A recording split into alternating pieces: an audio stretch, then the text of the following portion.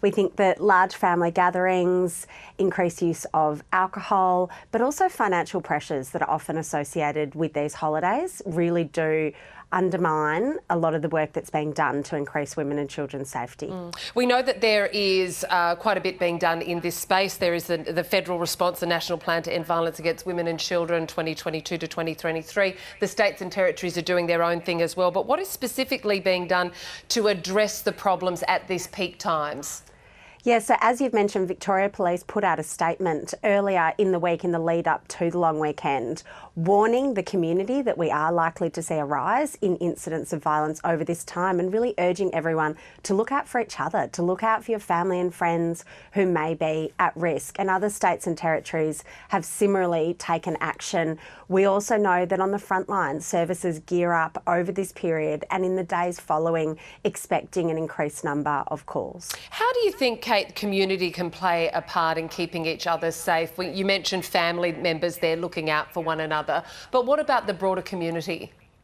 Community plays such an important role. We know that domestic, family and sexual violence impacts every single corner of the Australian community. So if you're worried about the safety of a loved one or you think that someone may be at risk of violence, it's really important to check in gently with them over this weekend. But also if someone tells you that they're experiencing violence, the best thing that you can do is affirm that you believe them and then support them, whether it is calling police if they're in immediate danger or to make a call to one of the state-based services or 1-800-RESPECT.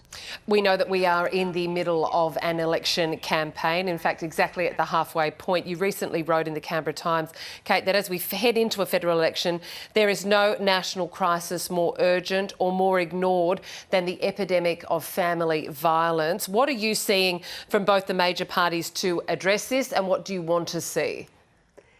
It's been extremely frustrating. We've had basically silence on violence against women and children so far in the election campaign. And as you say, we are halfway and we are not seeing the major parties make this a key priority issue. And it absolutely should be.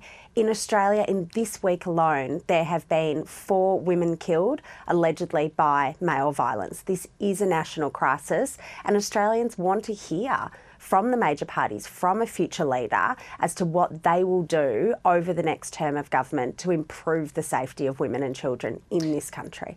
If you or anyone you know was affected by this video, please contact Lifeline on 13 11 14 or 1-800-RESPECT, 1-800-737-732.